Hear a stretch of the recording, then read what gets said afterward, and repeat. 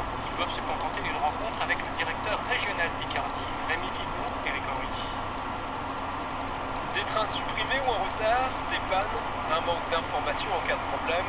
Depuis quelque temps, bon nombre d'usagers de la ligne ferroviaire Paris-Crépy-en-Valois-Lens ont le sentiment que les signaux sont de nouveau au rouge sur cet axe fréquemment utilisé pour aller au travail.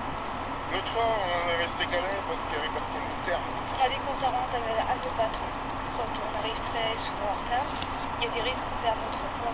La SNCF reconnaît des difficultés particulières depuis le début de l'année.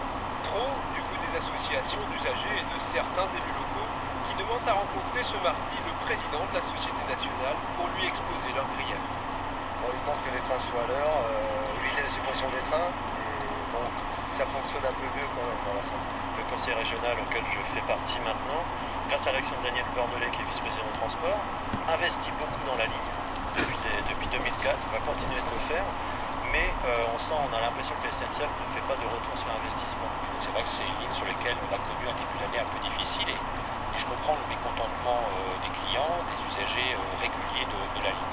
Après, quand on regarde les chiffres, on s'aperçoit que la moitié des trains qui ont été retardés par des événements extérieurs totalement indépendants de la SNCF. Ça a été un camion qui est tombé à Bercy, ça a été de nombreux chocs avec des arbres, avec des animaux. C'est des choses sur lesquelles on n'a pas de maîtrise. La Société nationale promet néanmoins une amélioration de la qualité du service dans les mois qui viennent grâce au remplacement de certains matériels anciens.